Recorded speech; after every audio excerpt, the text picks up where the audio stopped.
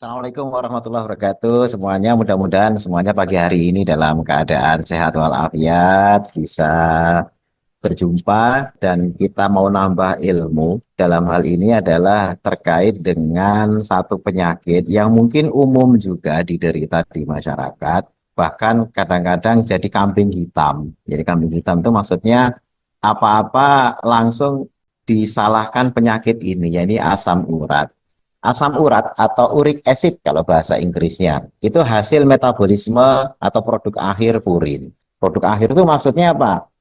Ya setelah di apa namanya ada bahan, ya ada bahan. Yang bahan itu kemudian dipecah, ya setelah dipecah, diurai, nah produk akhirnya itulah yang disebut sebagai asam urat. Nah bahannya itu macam-macam, dari protein, dari DNA, dari sel dan sebagainya. Nah, dipecah, sebagiannya dari protein dan sebagainya ke purin. Purin akhirnya ujung-ujungnya adalah asam urat. Jadi asam urat itu adalah hasil metabolisme atau produk akhir dari purin. Nah, purin sendiri nanti bisa dihasilkan dari macam-macam gitu ya. Jadi jangan berhenti pada purin. Ya, kalau berhenti pada purin saja nanti orang akhirnya fokus kepada purin terus tidak berpikir kepada yang lain. Nah, padahal sebenarnya asam urat ini kompleks, tidak hanya kepada masalah purin. Karena ujung-ujungnya begini. Seringkali ketika di apa nih asam urat, oh paling bahas purin.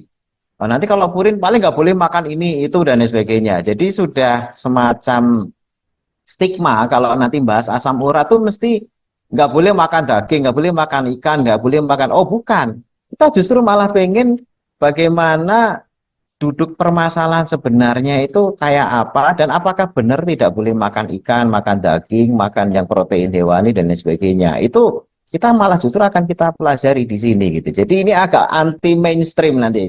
Kalau nanti dipelajari secara utuh sebenarnya apa yang beredar di masyarakat itu lebih banyak generalisir. Wah samurat, nggak boleh makan ini ya, ini ya, ini ya, ini ya. Nah itu akhirnya begitu kena asam urat itu semuanya dipantang. Nah tapi kalau kita sudah paham mekanismenya, apakah yang sekarang dipantang sudah benar? Jangan-jangan ada yang tidak dipantang, padahal itu yang harus dipantang. Nah, misalnya itu hal-hal yang nanti kita akan pelajari. Nah nilai normalnya asam urat itu kalau laki-laki biasanya agak lebih tinggi, 3 sampai 7. Ya, kalau perempuan tuh 2,5 sampai 6. Ya, makanya kalau 7 itu kalau untuk perempuan dianggapnya udah lumayan agak tinggi lah. Tapi kalau 7 ada laki-laki itu ya border di pertengahan gitu ya. Nah, tingginya asam urat tidak selalu penyakit. Nah, ini yang paling penting. Ya, jadi asam urat tinggi itu bukan penyakitnya. Itu hanya kondisi. Ya, misalnya asam urat 12. Wah, tinggi banget ya. Ini penyakit asam urat bukan. Itu hanya kondisi. Nanti akan ada timbul pertanyaan berikutnya. Asam urat 12, kakinya nyeri enggak? Bengkak enggak? Enggak tuh. Oh, ini asam uratnya 12 tapi tidak nyeri, tidak bengkak, tidak terjadi apa-apa, bahkan lari pun masih bisa dan lain sebagainya. Ya itu berarti cuma kondisi hiperurisemi. Ya, hiperurisemia itu maksudnya di dalam darahnya itu kadar asam uratnya tinggi, tapi belum bikin masalah. Karena sebenarnya masalah sesungguhnya itu bukan tingginya kadar asam urat, bukan. Nanti ada masalah sesungguhnya. Makanya jangan heran ya, ini di awal udah langsung saya kasih info, tingginya kadar asam urat itu belum tentu merupakan penyakit, gitu ya. Nanti ada penyakit tersendiri yang diakibatkan oleh tingginya asam urat. Makanya itu hanya kondisi. Kondisi yang disebut sebagai hiperurisemi, di mana darahnya mengandung asam urat tinggi. Nah, kemudian asam urat bisa disebut penyakit saat sudah menimbulkan masalah. Nah, ini. Jadi kalau sudah mulai mengkristal. Jadi asam uratnya kalau masih bentuk cair beredar di dalam tubuh dicek, oh 9, oh 10, belum mengkristal, belum bikin nyeri, belum bikin bengkak dan sebagainya. Ya itu cuma kondisi saja. Tapi ketika sudah mengkristal, ya kita sebut sebagai kristal urat. Ya, kemudian penyakitnya itu kita sebut sebagai GOUT. Ya, jadi sebenarnya penyakit asam urat itu tidak ada. Asam urat itu kan zat, ya, zat yang ada dalam tubuh kita. Ketika tinggi, itu juga bukan penyakit asam urat, tetapi hiperurisemi. Nah, tapi ketika terjadi GOUT, ya, GOUT, atau kalau bahasa kita tuh encok, gitu ya. Itulah yang baru disebut sebagai penyakitnya. asam uratnya itu sudah tidak lagi berbentuk asam urat, tetapi kristal urat. Nah, jadi penyakitnya itu penyakit kristal urat. Cuma istilah ini nggak populer ya. Istilah ini nggak populer. Tapi sebenarnya kristal itulah yang bikin penyakit karena dia nanti akan berada di sendi-sendi sebagaimana di gambar itu. Nah, itu di gambar ini kan ada gambar jempol gitu ya, ada persendiannya. Ini saya zoom ya. Saya zoom. Nah, itu ada putih-putih. Nah, putih-putih itulah kristal urat. Kristal urat yang menumpuk di situ tuh namanya tofus. Kalau banyak namanya tofi. Bentuk jamaknya tofus itu tofi. Itu bahasa ini ya, bahasa medis ya. Jadi itu kumpulan kristal. Kristalnya itu kayak batang lancip. Ya, kalau di mikroskop itu kayak batang-batang lancip, batang-batang kaca. Jadi kayak pecahan beling, tapi lancip-lancip seperti batang-batang. Lah makanya kenapa nyeri itu kalau sudah membentuk kristal. Kalau masih asam urat enggak. Ya, makanya yang ditakutkan adalah bagaimana kristalnya ini, gitu ya. Kemudian yang kedua, asam urat bisa jadi penyakit ketika terbentuk batu. Nah, jadi salah satunya batu ginjal kita atau batu saluran kemih itu bisa terbentuk dari asam urat. Nah, jadi mengkristal terus membentuk batu di ginjal. Nah, ini yang jadi masalah karena kalau kemudian batunya itu merusak ginjal, bisa bisa bikin gagal ginjal karena fungsi ginjalnya, filtrasinya, fungsi memfilter atau menyaring darahnya juga bermasalah. Jadi asam urat ini disebut penyakit saat sudah menimbulkan masalah. Ya ini ketika terbentuk kristal, kristal urat yang namanya gut dan juga terbentuk batu. Nah, agar terhindar harus paham perihal terbentuknya asam urat dan kristal. Ya, karena kristal itu terbentuk dari asam urat. Nah, asam urat terbentuk dari purin. Nah, ini urutannya. Bagaimana agar asam uratnya ada, tapi tidak terbentuk kristal? Ini penting. Ya, bagaimana agar asam uratnya walaupun ada, tapi tidak terbentuk kristal? Atau kalaupun asam uratnya ada, juga tidak terlalu tinggi. Nah, tidak terlalu tinggi. Itu trik-trik kita yang nanti akan kita bagikan baik secara lifestyle maupun secara herbal. Nah, asal asam urat itu dari purin. Nah, ini yang udahlah apa jamak lah, ini orang diketahui. Tapi dari mana asal purin? Nah, rata-rata orang bahas dari makanan, padahal nggak begitu. Sumber purin itu terdiri dari dua. Yang pertama endogen. Purin endogen adalah purin yang diproduksi oleh tubuh, hasil dari metabolisme tubuh. Dan ajaibnya ini yang jarang diajarkan ya. Ini saya ajarkan di sini biar pada tahu gitu ya. Karena ini jarang diajarkan di luar. Dokter-dokter malah nggak pernah nyebut ini. Padahal nanti kalau di searching, di googling, ini ada. Jadi bukan bikin-bikinan saya. Ini jurnal, ini adalah ilmu gitu ya. Tapi kita buka semua, jangan ada yang disembunyikan. Jadi endogen hasil produksi itu malah 2/3 bagian. Ah, 2/3 bagian itu malah produksi dari dalam tubuh kita. Dari mana? Ya itu sebenarnya purin itu sebagiannya dari pemecahan sel. Ya makanya ada orang-orang yang punya beberapa penyakit yang banyak memecah sel. Ya, baik itu sel kulit, sel lemak, sel apapun yang kemudian dirombak, kemudian rusak. Itu nanti sel-sel itu kan dipecah ada bentuk lemaknya, ada proteinnya, ada ini. Nah, itu sebagiannya adalah dalam bentuk purin.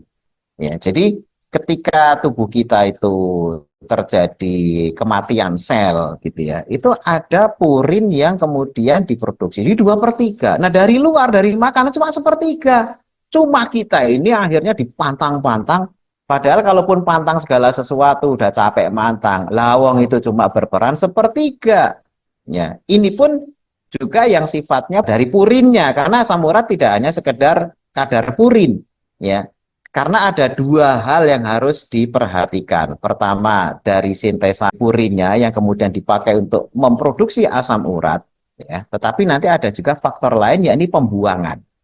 Ya, tapi ini kita bahas ini dulu. Makanya ini penting karena ada bahasan yang jarang diajarkan, yakni purin endogen. Ya, ini hasil produksi tubuh kita itu malah memproduksi lebih banyak. Jadi walaupun 1/3 ini nggak masuk sama sekali, tubuh kita itu produksi gitu loh. Nah, makanya yang dibahas rata-rata hanya eksogen, nggak boleh makan ini. Apa 1/3 pengaruh banget? Sebenarnya nggak juga. Nanti kalau dipelajari lebih lanjut, yang dari luar itu tidak terlalu banyak berperan. Ya, tapi orang terlanjur sudah timbul stigma. gitu kan. Makanya saya bilang apa benar begitu harus pantang, gitu ya, nggak boleh makan protein. Sampai akhirnya nggak makan hewani sama sekali. Ah, udah saya nggak bisa makan daging-daging, ikan dan sebagainya karena sudah kena asam urat. Padahal kalau nanti kita lihat riset, ya nanti kalau yang butuh risetnya bisa di searching gitu ya. Ada penelitian ya pemakan daging, pemakan ikan dan pemakan tumbuhan. Ini semuanya di riset. Vegetarian gitu ya, kemudian ada pemakan daging, pemakan ikan. Itu ternyata yang paling tinggi terkena asam urat itu malah vegetarian. Itu paling tinggi terkena asam urat. Dan itu riset jurnal resmi itu ya, dan itu dipublis gitu ya. Artinya vegetarian itu lebih cenderung lebih terkena asam urat tinggi dibandingkan dengan mereka yang makan daging. Nah, tapi nanti itu kita bahas di lain waktu saja. Kita bahas masalah purin ini dulu. Asam urat dari purin ada endogen, ada eksogen.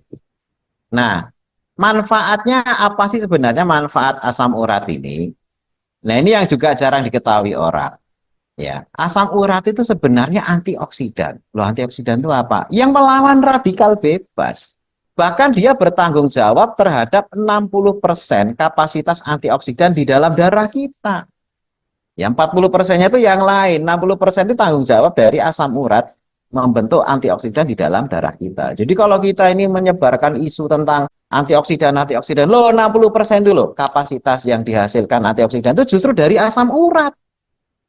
Tapi kita bencinya sama asam urat luar biasa ya karena kita kadang-kadang itu membenci sesuatu tapi nggak paham gitu ya, nggak paham duduk permasalahannya. Kemudian yang berikutnya melindungi otak dari neurodegeneratif. Jadi neurodegeneratif contohnya apa? Pikun, pelupa, ya bahkan orang yang sudah terkena stroke dan sebagainya kan rusak ininya, makin jarang dipakai, memori loss gitu ya, penyakit-penyakit kayak Alzheimer, gitu ya, penyakit-penyakit seperti Parkinson itu karena neurodegeneratif. Nah, asam urat itu melindungi otak ya dari penyakit neurodegeneratif. Neurodegeneratif itu makin memburuk kondisinya. Kadang-kadang masih muda aja udah pikun dan lain sebagainya. Jadi punya manfaat asam urat itu. Jadi jangan dilihat dari sisi apa negatifnya saja. Nah, hanya kita harus paham keseimbangan yang harus kita ciptakan itu kayak apa ya sehingga asam urat yang ada di tubuh kita itu tidak menjadi musuh, ya tidak menjadi sumber penyakit. Nah, kita akan bahas sebab hiperurisemia. Hiperurisemia itu kenapa kok asam urat bisa tinggi? Rata-rata kan orang hanya berhenti karena makan purin, enggak begitu. Ya, penyebabnya ada dua faktor kelompok besar. Pertama, produksinya naik. Nah, tadi kan dibilang produksi itu kan karena faktor purin endogen dan eksogen. Kenapa bisa naik? Kondisi apa yang menyebabkan produksi asam urat itu naik? Satu, obesitas.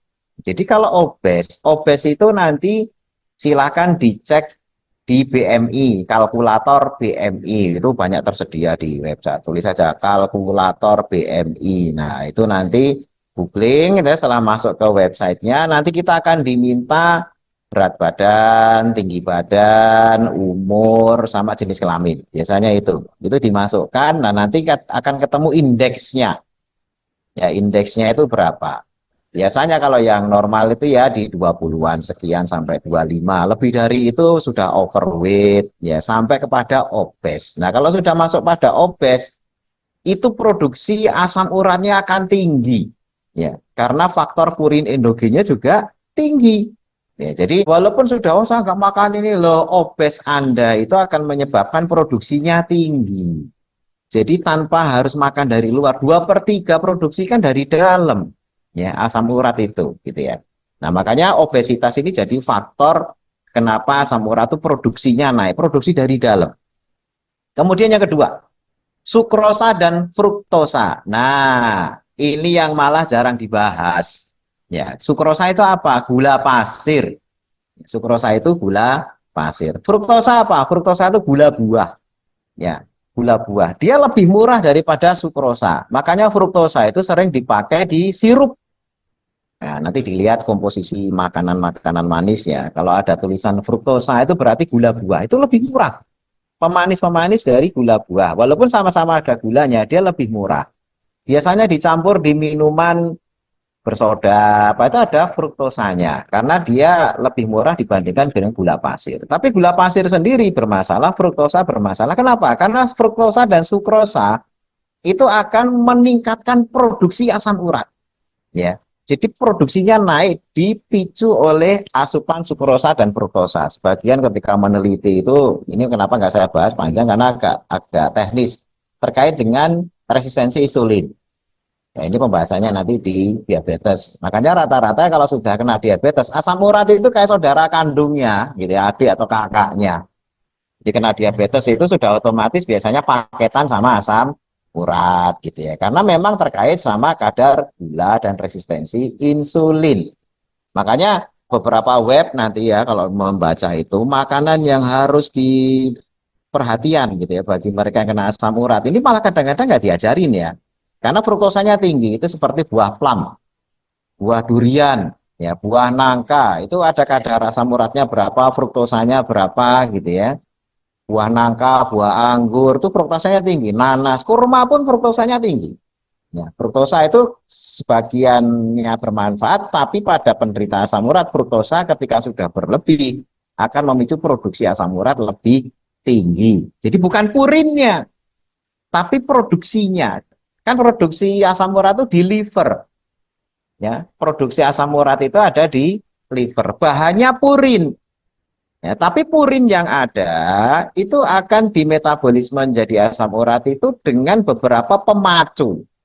Ya, salah satu pemacu produksi itu jadi naik adalah sukrosa dan fruktosa. Jadi sukrosa dan fruktosa itu bukan masalah purinnya, tapi dia menjadi promotor, ya promotor sehingga produksi asam uratnya tinggi. Setelah bahannya ada juga, tapi kalau bahannya nggak ada, walaupun ada sukrosa fruktosa itu paling nggak aman karena bahannya nggak ada. Tapi begitu bahannya ada dan orang susah menghindari bahan ini karena bahan protein itu tersedia, nah, itu bisa akhirnya dengan adanya sukrosa dan fruktosa yang tinggi. Dengan catatan fruktosa dan sukrosa yang tinggi. Makanya minuman manis itu memang penyakit, segala penyakit, diabetes iya, jantung iya, asam urat iya, ya kemana-mana gitu ya. Jangan disangka kalau makanan manis yang ada sukrosa fruktosa itu hanya masalah diabetes toh enggak, itu mesti terkait sama yang lain-lainnya. Kemudian penyakit tiroid itu juga meningkatkan produksi, terutama yang hipertiroid. Nah, yang punya penyakit hipertiroid ya jangan kaget kalau waduh kok saya nggak makan ini nggak makan itu tapi asam urat tinggi, ya karena kadar hormon tiroidnya. Kemudian kurang vitamin D. Nah, vitamin D ini unik karena kita hanya bisa makan provitamin D, tidak pernah atau tidak bisa kita tuh makan vitamin D. Yang disediakan dari luar itu hanya provitamin D. Maksudnya provitamin D itu apa? Hanya bahannya. Sedangkan vitamin D-nya sendiri itu diproduksi oleh tubuh, melibatkan aktivitas dan sinar matahari.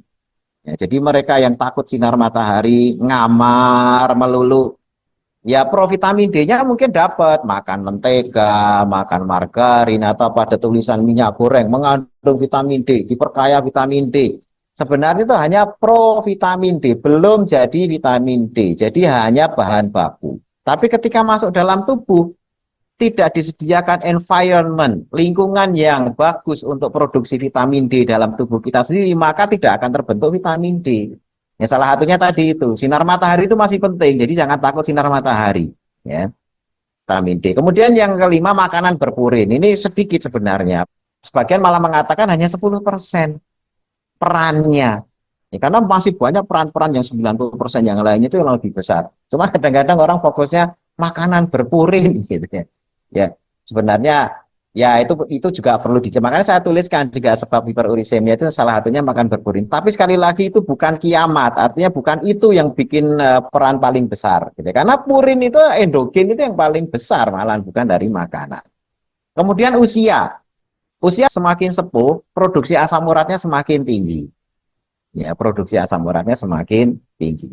Yang ketujuh, alkohol. Nah, ini orang yang suka minum alkohol itu juga memicu produksi lebih tinggi. Jadi ini terkait sama produksi dulu ya. Makanya kan faktor pertama itu produksi. Ya ini 1 sampai 9 ini terkait produksi. Genetik, ya genetik, penyakit keturunan. Ya, penyakit natural itu ada sindrom Down, ada sindrom apa yang lain macam-macam penyakit yang terkait sama genetik yang pada kondisi tertentu asam uratnya produksinya juga tinggi. Kemudian nomor 9, ya, yang minum obat-obatan ini juga waspada. Sebenarnya kalau diuretik itu nanti masuk ke faktor kedua diuretik, yakni masalah hidrasi. Karena diuretik itu kan bikin kencing banyak, ya kekurangan cairan otomatis kristalnya akan lebih mudah. Tapi intinya ini obat-obatan tuh ngaruh ke asam urat. Kemudian ada sildenafil yang kemarin sempat kita bahas juga, Viagra. Ya. Kemudian juga kemoterapi, ini meningkatkan produksi asam urat. Kalau kemoterapi itu rata-rata sifatnya sitotoksik. Sitotoksik itu mematikan sel. Nah tadi kita sudah bahas, yang namanya asam urat purin endogen itu berasal dari pemecahan sel. Jadi ketika habis kemo banyak sel yang mati, sel kanker, bahkan sel normal juga mati. Nah, pemecahannya itu akan menghasilkan sampah purin. Endogennya purin gitu ya naik gitu ya, terus produksi asam urat juga naik ketika faktor-faktor yang lain mempengaruhi. Ini faktor pertama, produksinya naik. Kemudian yang kedua, pembuangan terganggu. Nah, jadi produksi saja, kalau dia produksinya naik tapi buangnya bagus, nggak masalah. Ya, jadi harus ada dua faktor ini. Misalnya makan daging sapi, terus jeroan, terus ikan, terus emping, terus apa yang sering ditakut-takutin kan, nggak boleh makan ini Pak. Nggak. Ya itu kan cuma menaikkan produksi. Itu pun juga dari makanan hanya sekian. Tapi yang paling penting, ketika produksi naik, tapi pembuangannya bagus, ya pembuangannya bagus, tidak ada masalah, seimbang-seimbang saja kan. Kalau ada istilah kalau penghasilan kan lebih besar pasak daripada tiang, gitu kan. Itu kalau penghasilan ya. Kalau ini kan antara yang diproduksi sama yang dibuang itu harus seimbang, biar kadar asam uratnya itu normal-normal saja, gitu ya. Nah, yang menyebabkan pembuangan terganggu apa? Pertama dehidrasi, kurang minum. Nah, masalah kebutuhan minum itu kan rata-rata orang pukul rata 2 liter, nggak selalu seperti itu. 2 liter itu kan angka total. Padahal sebenarnya kalau di lingkungan yang panas, di padang pasir misalnya, minum sekarang seliter, jalan sebentar keluar, kena cahaya matahari, menguap semua, ya harus minum lagi. Menguap lagi, ya harus minum lagi. Jadi perputaran hidrasinya itu cepat.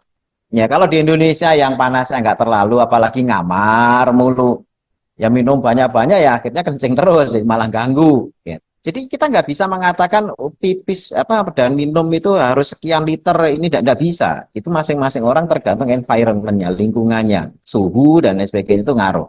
Nah makanya dehidrasi itu jangan sampai terjadi pada diri kita. Kenapa? Karena kalau dehidrasi pembuangan terganggu karena terbesarnya dibuangnya asam urat itu melalui urin ya, di bawah paling bawah ya itu ada tulisan urin 70%. Buang asam urat, sisanya ditinja. Ya, sisanya melalui tinja. 70% melalui urin. Makanya kalau terlalu pekat, ya nggak bisa buang asam uratnya. Sehingga tidak boleh dehidrasi. Nah, diuretik itu tadi, obat diuretik, itu menyebabkan pipisnya banyak, tapi terus terjadi dehidrasi, tidak segera dikoreksi, akhirnya susah buang juga. Gitu ya. Kemudian yang kedua penyakit ginjal. Ya mereka yang sudah gagal ginjal otomatis nggak bisa buang sampah ginjalnya. Atau yang terkena mungkin apa sindrom nefrotik, glomerulonefritis atau gangguan-gangguan ginjal yang lain yang menyerang filter dalam hal ini itu bisa menyebabkan terjadinya penumpukan asam urat. Ya, kemudian yang ketiga. Nah, yang ketiga ini yang banyak diderita. Ya, yakni stres. Ini gaya hidup orang modern selalu penuh dengan apa? Stres. Ya ini metabolik, ya makan nggak teratur, tidur nggak teratur dan sebagainya itu masalah metabolik, psikis gitu ya. Banyak tekanan, target, kejar tayang dan lain sebagainya, harus kejar omset. Nah itu psikis gitu ya. Fisik, ya kurang tidur tadi termasuk olahraga berat. Ya, makanya ini musim-musim agak harus hati-hati ini ya. Ini kan banyak olahraga 17-an. Nah, biasanya bapak-bapak itu kalau lomba siang kan ngantor gitu ya. Akhirnya lomba badminton, lomba pingpong, lomba apa itu malamnya pas begadang ya oh, hati-hati. Itu kalau nggak hati-hati bahaya. Itu olahraga yang malah ya mengundang penyakit sebagiannya gitu ya. Karena diletakkan di tempat yang salah secara irama sirkadian. Orang beraktivitas itu paling baik ya siang, malam itu istirahat. Nah, ini malah malamnya olahraga gitu. Dan tidak terlatih kita untuk itu. Itu makanya banyak lomba badminton baru mau nyemes sudah geblak duluan, jatuh meninggal. Main poli ya udah lagi asik-asiknya meninggal dan sebagainya. Ini hal-hal yang kita hindari gitu ya. Ini merupakan stres fisik yang luar biasa. Nah, stres fisik ini maupun psikis maupun metabolik itu akan menyebabkan hipersolubel. Hipersolubel itu apa? Darahnya pekat. Ya, pipisnya pun juga pekat. Akhirnya apa? Ginjal itu susah buang asam urat. Airnya berhasil dibuang, asam uratnya enggak. Jadi pipis lancar-lancar saja, tapi asam uratnya enggak ikut. Karena terlalu hipersolubel tadi itu. Jadi pembuangan via urin turun. Urinnya berhasil dibentuk, pipisnya banyak. Saya pipisnya lancar loh, bukan masalah lancar pipisnya, tapi dalam pipisnya itu banyak ngangkut asam urat untuk dibuang apa enggak. Ya, itu yang jadi masalah. Orang yang stresnya tinggi, ya apalagi makannya ya orang stres kan kadang-kadang malah makannya banyak. Terus sampahnya susah dibuang, sampah asam uratnya. Nah ini yang kemudian akhirnya memicu obes, tapi kemudian juga memicu penyakit-penyakit seperti asam urat. Jadi tiga ini diperhatikan gitu ya. Karena stres itu nanti kemana-mana, ke tensi dan sebagainya, yang ujung-ujungnya adalah asam urat itu bisa. Ini sekedar asam urat tinggi loh ya, belum sampai ke kristal. Ya kita belum bahas apa? Belum bahas kristal. Karena ini baru angkanya. Kok kenapa angkanya kok belum turun-turun ya? Ini kunci-kuncinya ya. Nah, kita akan bahas kristal urat. Nah, ini tolong diperhatikan biar nantinya paham. Kristal urat itu terjadi saat asam uratnya itu yang mengkristal. Ada pemicunya. Ya, ada pemicunya. Kalau di grafik ini terlalu teknis, saya nggak terangkan lewat tulisan ini ya. Tapi setidaknya saya ringkas di materi ini. Jadi gejala kalau sudah mengkristal itu, nah ini nyeri. Nyeri itu kalau bahasa medisnya dolor, bengkak tumor, merah rubor, panas kalor, fungsi terganggu fungsi olisia. Itu 5 tanda inflamasi. Ya, inflamasi. Jadi dolor ya, tumor, rubor, kalor, pakai or semua gitu ya. Fungsinya terganggu fungsi olisia. Nah, itu disebabkan karena adanya kristal urat atau yang disebut sebagai monosodium urat, MSU. Singkatannya biasanya disingkat, nanti kalau searching ke Google, MSU itu jadi singkatan yang mengantar kita kepada pemahaman asam urat. MSU, monosodium urat, itu kita sebut sebagai kristal urat. Nah, terbentuknya kristal. Nah ini, jadi kalau tadi terbentuknya produksi asam urat itu gara-gara produksinya tinggi dan pembuangannya susah. Begitu asam uratnya sudah tinggi gara-gara susah buang dan produksinya naik, setelah tinggi baru dibentuk menjadi kristal. Nah pemicunya lain lagi. Pemicu terbentuknya kristal itu pertama hipertensi. Jadi bapak-bapak kadang-kadang kaget dicek dokter. Loh asam uratnya 9 loh Pak. Tapi saya nggak sakit dok. Ya jangan heran, mungkin tensinya normal. Ya jadi belum terbentuk apa? Kristal. Makanya angka asam urat tinggi itu belum tentu menandakan dia itu kena penyakit. Dia sekedar tinggi saja. Karena tidak ada faktor yang menyebabkan asam urat itu mengkristal. Tapi kalau sudah kakinya bengkak, merah, nyeri, tekuk sakit itu, waduh sakitnya kayak bisul, sentuh aja itu udah sakitnya luar biasa. Nah itu sudah terbentuk kristal itu. Biasanya memang disimpan di ruang-ruang sendi. Itu karena hipertensi, tekanan darahnya tinggi. Yang kedua, keasaman darahnya tinggi atau asidosis. Tingkat keasaman darahnya tinggi. Ya itu biasanya terkait sama kadar gula. Kadar gulanya tinggi gitu ya. Itu nanti keasaman darah juga naik. Makanya terjadi pada orang yang terkena resistensi insulin. Kemudian yang ketiga, keenceran darah. Ya tadi hipersolubel. Hipersolubel itu ya darahnya mengental. Keenceran darah yang kurang itu nantinya menyebabkan terjadinya kristal. Ya samalah kalau kita bikin minuman. Ini gambaran bodoh aja itu, maksudnya gambaran untuk mempermudah pemahaman. Gula pasir kita masukin ke air, ya kita larutkan ya. Kalau airnya banyak kan encer. Begitu dipanasi airnya menguap, airnya sedikit kan lama-lama mengkristal. Mengkristal lagi jadi kayak garam. Air laut asin, begitu dijemur airnya hilang, mengkristal jadi garam. Ya sama, ini juga asam urat kayak gitu. Makin keenceran darahnya itu makin pekat gitu ya, itu akan terbentuk kristal. Kemudian yang keempat, inflamasi. Nah, inflamasi itu peradangan. Obesitas oleh tubuh itu dianggap sebagai inflamasi atau dalam bahasa medisnya itu low grade inflammation ya.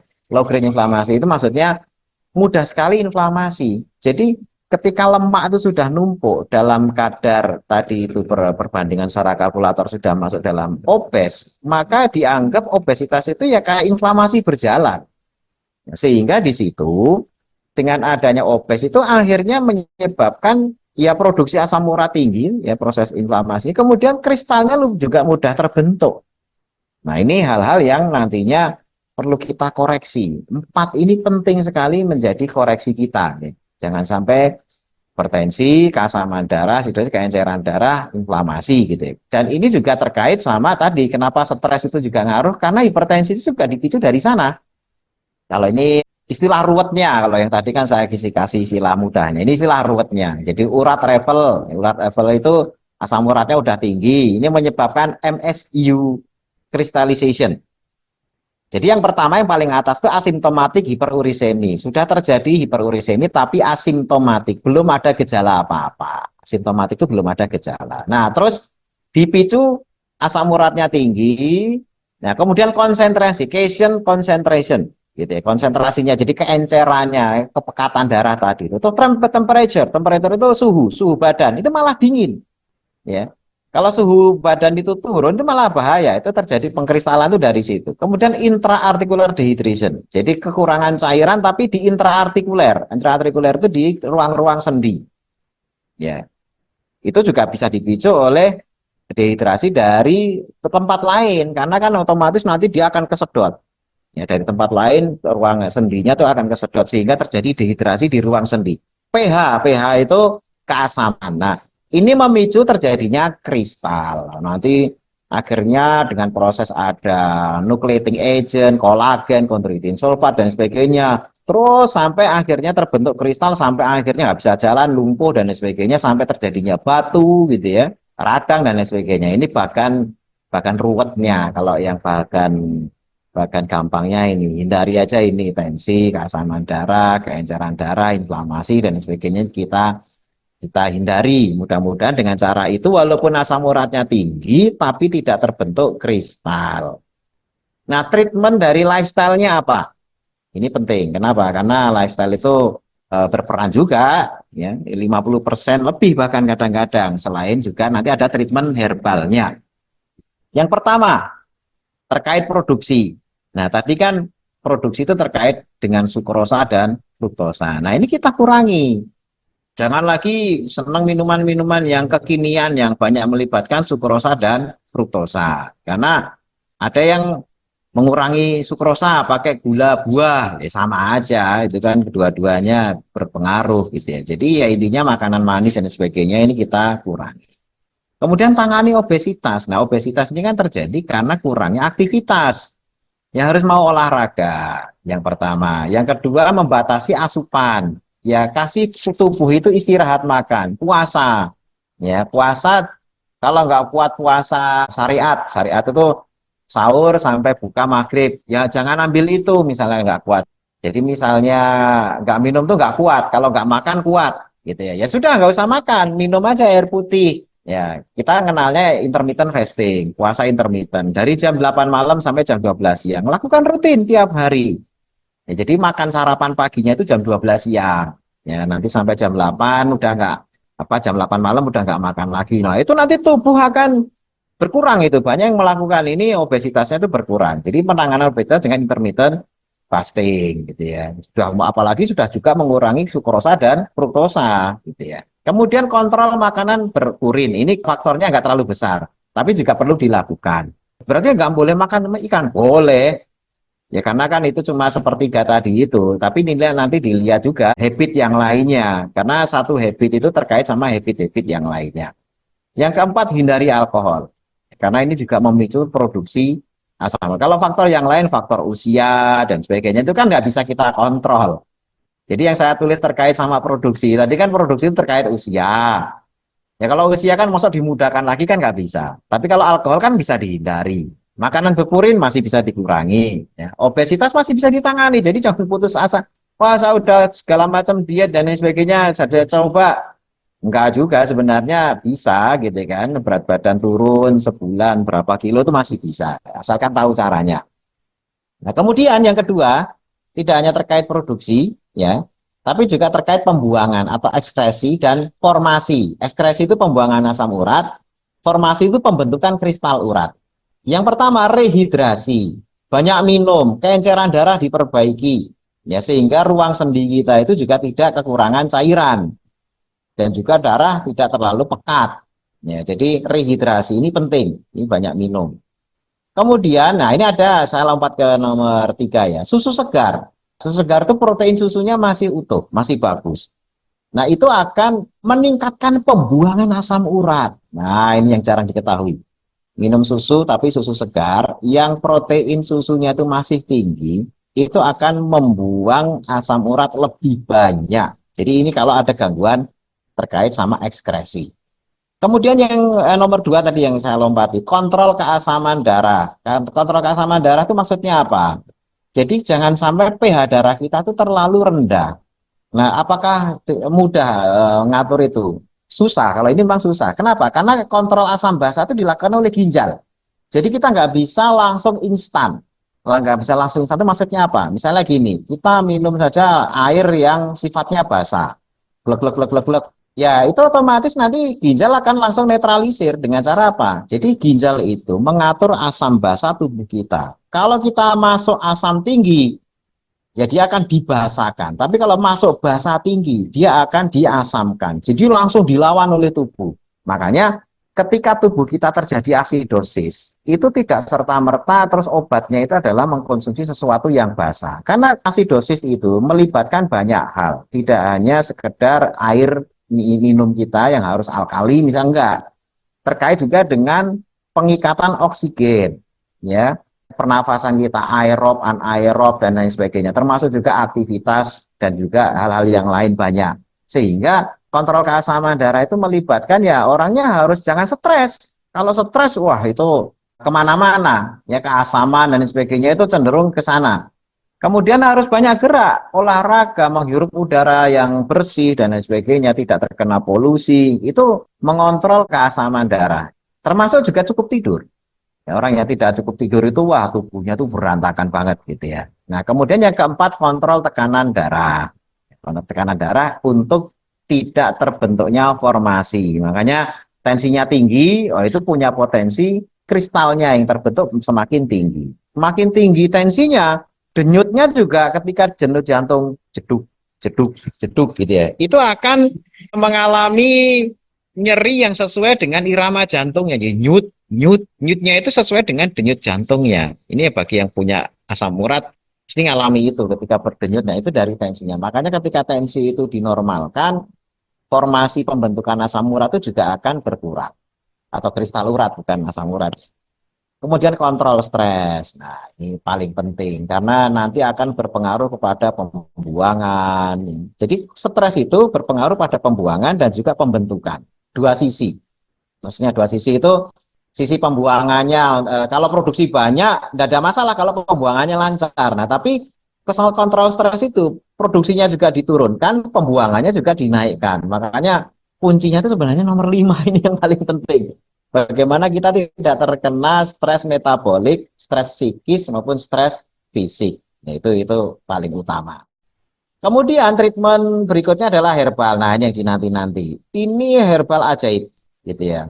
Karena mengandung tibu nabawi yang nantinya, ini kalau dibahas satu-satu, ini satu bab sendiri. Saya menjanjikan ini nanti nomor 1 ini perlu pembahasan khusus ini. Karena ternyata kemarin kan kita bahas penyakit jantung, penyakit diabetes, penyakit asam urat. Ini ternyata ada bahasan obesitas. Jadi ini harus ada tema khusus tentang obesitasnya. Tunggu saja. Mudah-mudahan minggu depan ada waktu kita bahas bagaimana mengontrol obesitas dengan herbal ini.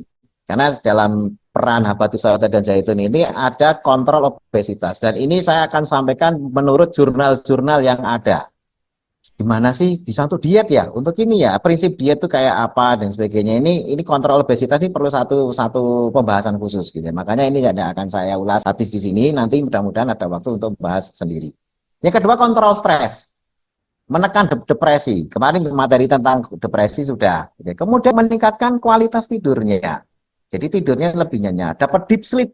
Ya, deep sleep itu tidur yang nyaman. Kita bisa kok mengevaluasi tidur kita. Apakah tidur kita tuh deep sleep atau tidak. Gitu. Caranya gimana? Ada sekarang ini banyak gadget-gadget tools gitu ya dipakai jam tangan smartwatch. Ya, smartwatch itu ada yang nyetel kualitas tidur kita, ada grafiknya. Gambar merah itu tidurnya jelek, walaupun cukup tidur, tapi kalau merah semua grafiknya itu berarti jelek. Kalau dapat biru itu berarti deep sleep, berarti tidurnya bagus. Itu monitoring, ya. Dan biasanya berdasarkan HRV. HRV itu heart rate variability ya, dalam sehari. Nah itu nanti bisa mengontrol, oh stres saya bagus apa enggak, dilihat HRV-nya. Nah, kalau itu bagus, ya, itu berarti konsumsinya ini berhasil. Jadi untuk melihat berhasil tidaknya konsumsi ini bisa dilihat dengan gadget gitu ya. Tapi intinya kontrol stres ini banyak jurnalnya, Habatus Sauda dan itu menekan depresi dan mengatur agar kualitas tidurnya juga bagus. Kemudian yang ketiga, kontrol tekanan darah. Nah, jadi Habatus Sauda dan Zaitun itu riset tentang bagaimana menurunkan hipertensi dan sebagainya itu udah bejibun. Ya, jadi ini bisa, ya memang ada trik-trik khususnya juga, tapi kita nanti akan bahas secara khusus. Yang keempat, kontrol perbaikan ginjal. Banyak orang yang takut konsumsi, bahkan sering nanya, dok ini Habatus Sauda kan ini herbal, biasanya kan herbal ngerusak ginjal, kalau konsumsinya banyak nanti takut ginjalnya jangka panjang rusak. Oh enggak, ini justru nefroprotektif. Nefroprotektif itu apa? Melindungi nefron, saringan ginjalnya lebih awet. Gitu, itu tuh nefroprotektif. Bisa juga renoprotektif dalam artian umum, melindungi ginjal secara utuh. Itu renoprotektif. Dan itu penelitiannya baik kepada binatang percobaan maupun kepada manusia sudah banyak dibuktikan. Bahkan kepada mereka yang cuci darah, kemudian juga mereka yang mengalami nefropati diabetik, itu pun juga pernah ada uji-uji cobanya kepada pasien-pasien tersebut dengan banyak jurnal tentunya. Jadi ini akan memperbaiki pembuangan asam urat. Kalau ginjalnya bagus, buangnya bagus, terbentuknya juga tidak akan tinggi, gitu ya. Kristalnya juga tidak akan terbentuk. Yang kelima, treatment herbal habas ini apa manfaatnya? Adalah kontrol keasaman darah. Ini membantu ginjal mengatur asam basa tubuh. Memang regulasinya, gitu ya, asam basa itu tadi diregulasi oleh yang namanya ginjal. Jadi kalau kita masukin basa terlalu tinggi, wah itu bahaya, ya. Karena itu otomatis akan membebani ginjal juga, karena ginjal itu langsung netralisir, atau memasukkan asam terlalu tinggi juga begitu. Tapi kepada kondisi asidosis, sebenarnya bukan larutan alkali yang dibutuhkan, tetapi lebih kepada kinerja ginjalnya, kinerja paru-parunya, gitu ya. Bahkan pada kondisi seperti itu, paru-paru, asupan oksigen, dan lain sebagainya itu lebih diutamakan daripada sekedar memasukkan cairan yang sifatnya alkali. Nah, ini hal-hal yang sifatnya nanti medis praktis gitu ya, kontrol keasaman darah. Tapi bisa diupayakan dengan konsumsi habatus sauda dan zaitun untuk mengontrol keasaman darah kita biar tidak terjadi asidosis. Selanjutnya, yang terakhir sebagai penutup, upaya sehat itu harus holistik. Holistik itu menyeluruh. Kita tidak hanya bisa mengandalkan sekedar minum sesuatu, tapi lifestyle-nya bertentangan. Ya, holistik mencakup bahan terapi dan juga lifestyle. Bahan terapinya iya, lifestyle-nya juga. Lifestyle toh bahan terapinya kurang ya, kadang-kadang lambat. Ya bahan terapi toh, tapi lifestyle-nya tidak dibentuk ya juga akhirnya ya diperbaiki tapi sekaligus dirusak lagi. Jadi kayak bahasa dalam Al-Quran itu sebagaimana pemintal yang sudah jadi pintalannya dirusak lagi, dipintal lagi, dirusak lagi. Nah ini kita nggak pengen seperti itu. Ya itu istilahnya upaya yang sia-sia. Sudah jadi pintalan kok terus pintalannya dirusak, dipintal lagi ya itu jangan. Kemudian lifestyle sangat berperan bagi kesembuhan, tapi juga herbal sangat berperan mendukung kesembuhan. Jadi dua-duanya bisa diselaraskan.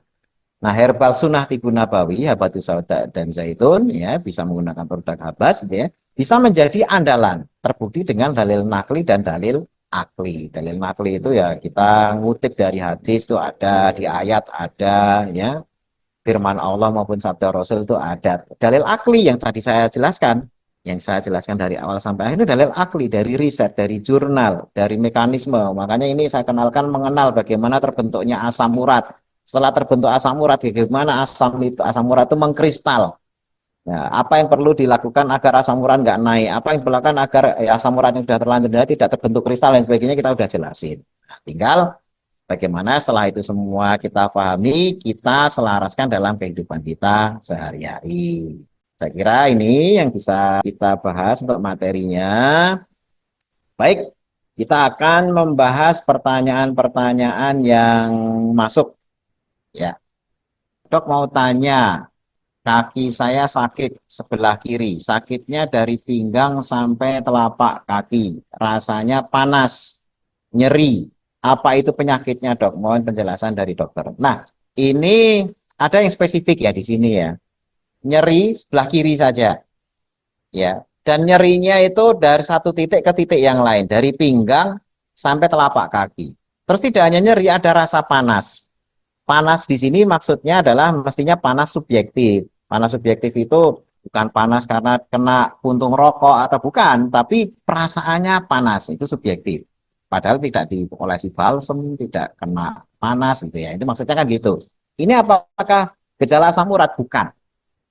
Ya, ini Ibu harus waspada, ini bukan asam urat, tapi saya hanya ngasih clue untuk memastikannya nanti boleh dicek gitu ya. Ini bukan asam urat, tetapi cenderung kepada gangguan saraf. Ya, dari ujung pinggang ya dari pinggang sampai ke kaki itu punya potensi ada jepitan saraf. Biasanya HNP, hernia nucleus pulposus. Tinggal jepitannya itu di lumbar berapa, itu nanti dilihat di ronsen gitu ya. Nah, kalau nanti sudah ketemu, biasanya ya terapinya bagaimana melepas jepitan. Karena kalau asam urat, ciri khasnya itu sendi. Sendi itu berarti satu titik. Misalnya lutut, ya lutut saja. Atau lutut dan tumit, ya yang ada sendinya. Atau jari-jari. Jari-jari ini kan ada sendinya.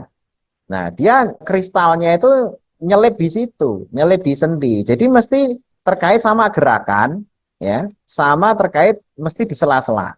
Jadi bukan di berkas. Misalnya nyerinya dari lutut sampai ke tumit itu bukan asam urat. Itu biasanya otot. Kalau satu berkas begitu. Atau kalau ada tambahan seperti tadi, nyeri yang sifatnya subjektif, ada panas, itu berarti gangguan saraf, bukan asam urat. Kalau asam urat atau kristal urat itu satu titik dan titik itu biasanya adalah di sendi. Walaupun kristal urat itu bisa juga numpuk di telinga. Di telinga kita ini kan tulang rawan tuh. Nah, itu tiba-tiba ada jendolan. Bukan kutil tapi ya, tapi jendolan. Nah, itu seringkali tumpukan kristal urat yang numpuk di telinga. Itu bisa terjadi. Ya. Tapi itu jarang. Biasanya udah parah banget kadar asam uratnya. Berikutnya, sering sakit pinggang apa bisa dikategorikan asam urat? Belum tentu. Itu bisa low back pain, LBP. Nah, low back pain itu bisa dipicu oleh banyak faktor, banyak duduk misalnya. Karena begini Bapak-Bapak, Ibu-ibu. Low back pain itu sering menyerang. Kenapa? Karena pinggang kita itu paling banyak menopang. Ketika Bapak-Bapak, Ibu-ibu berdiri, pinggang menopang. Ketika Bapak-Bapak, Ibu-ibu duduk, pinggang juga masih tetap menopang. Satu-satunya posisi yang pinggang tidak menopang itu hanya pas berbaring. Kalau berdiri, yang menopang itu kan ada pinggang dan lutut. Tapi pinggang nopang. Ketika duduk, lutut nggak nopang, tumit nggak nopang, yang pinggang tetap nopang. Makanya kita ini kan tidak terlepas dari yang namanya duduk dan berdiri. Mesti pinggang itu mengalami kompresi, tekanan. Dan itu karena kelelahan, bisa jadi karena sendinya, bisa jadi karena ototnya, di situ terasa nyeri. Itu namanya low back pain. Tinggal nanti dicek seberapa parah kerusakannya. Tapi itu bukan asam urat, gitu ya. Berikutnya, Dok mau tanya menurut Pak Dokter buah apa yang paling baik dikonsumsi? Lalu urin saya berbusa. Apa itu menunjukkan ada gangguan asam urat atau gangguan ginjal? Tes lab untuk urin dan ginjal normal. Bagaimana menurut Pak Dokter? Terima kasih. Sebenarnya Buah sih aman-aman saja selama kadar fruktosanya tidak terlalu. Tadi kan yang saya sebutkan tadi itu kan yang sudah tercatat dan itu nanti silakan dibuka di website.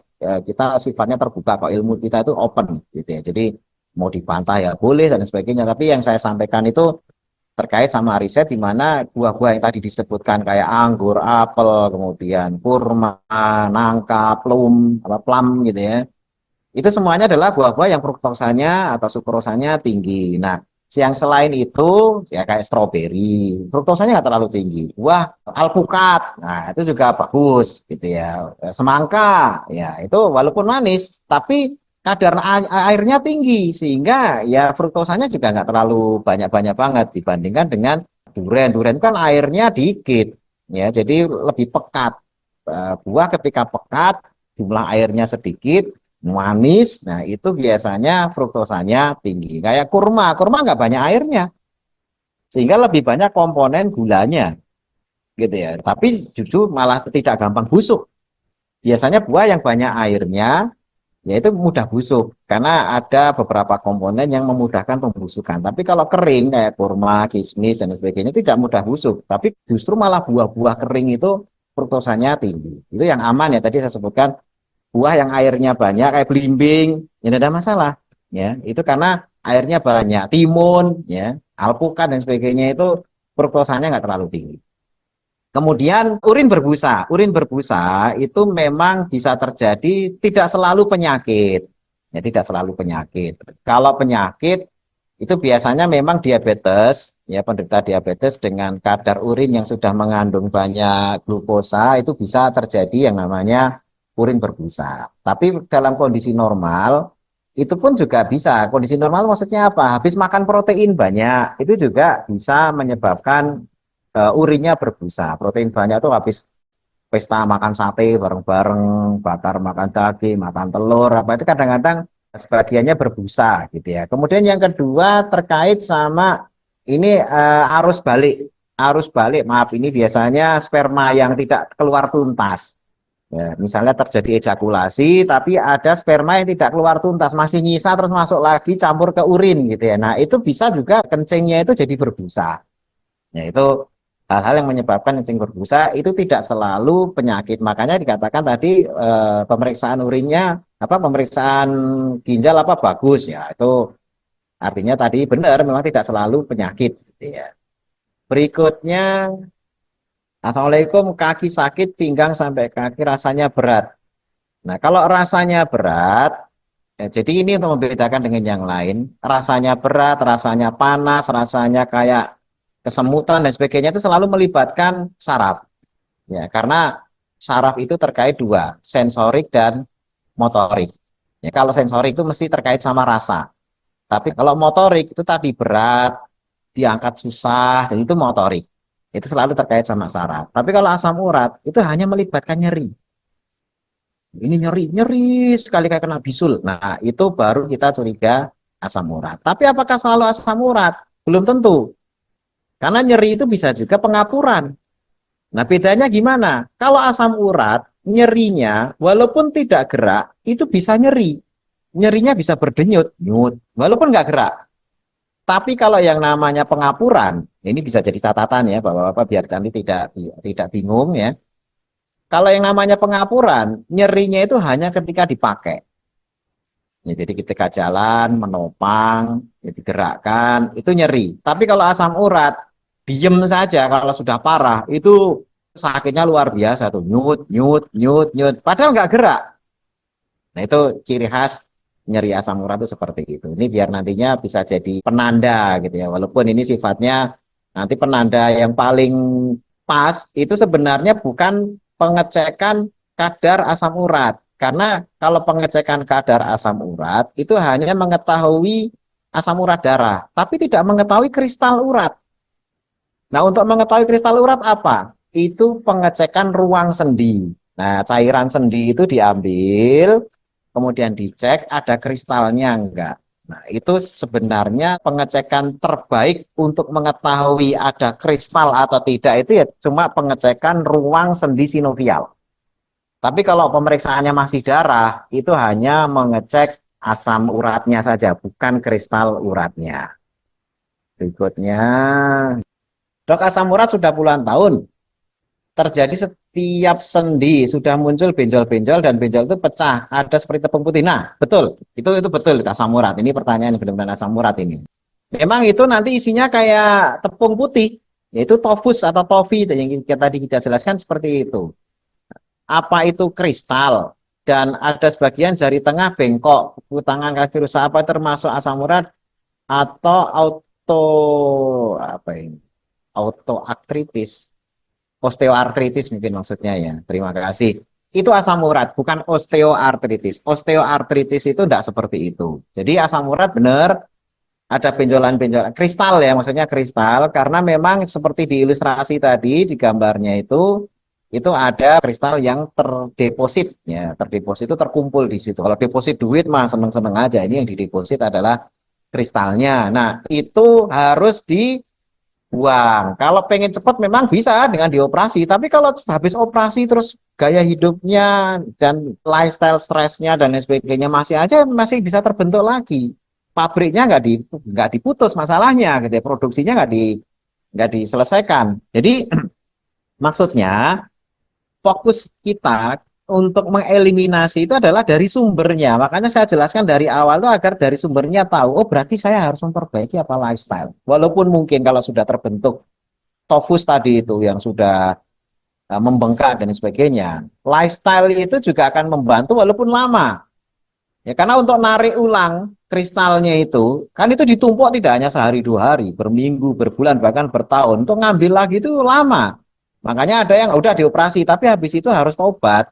Maksudnya tobat itu jangan diulang lagi, lifestyle yang menyebabkan numpuk lagi.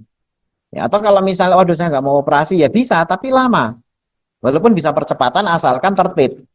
Tertib dalam hal tadi itu langkah-langkah yang harus dikerjakan, kontrol obesitas, kontrol tensi, kontrol ini. Tadi yang harus dikontrol itu kan banyak tuh, tinggal dicentang, ini sudah terkontrol, sudah dikontrol. Itu nanti pelan-pelan ya topinya bisa setidaknya reversible, walaupun sebagiannya ada yang mengatakan, oh itu nggak bisa reversible karena sudah terbentuk ya mau nggak mau harus dibersihkan dengan operasi gitu ya. Tetapi pada prinsipnya formasi yang dibentuk saja bisa, diurai sebenarnya bisa walaupun makan waktu. Ya itu benar, itu asam urat gitu ya. Nanti tips ini mudah-mudahan bisa dipraktekkan gitu ya. Berikutnya, Dok, saya pernah lumpuh di persendian sehingga tidak bisa bergerak. Kata teman saya kebanyakan makan sayur-sayur dan kacang-kacangan. Tadi sudah saya bilang, makanan itu berperan sebagian saja. Ya, ada perannya, tapi sebagian. Tapi secara utuh tadi itu.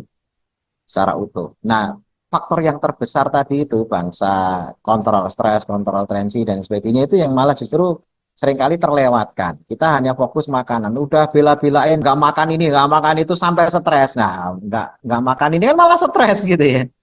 Ya, senengannya makan ini nggak boleh jadi stres. Ya. Stresnya memicu asam urat malahan gitu kan. Dari sudah pantang malah bikin stres, stresnya bikin asam urat gitu ya, nggak menyelesaikan masalah. Jadi harus secara utuh, tidak hanya sekedar sayur disalahkan, enggak. Kalau kita paham cara makan sayurnya, ya tidak selalu sayurnya yang bisa bikin masalah gitu ya. Berikutnya, apakah asam urat bisa berpotensi untuk anak kecil? Bisa. Ini pertanyaan bagus, bisa. Tadi yang masalah genetik tadi, pada orang dengan sindrom Down.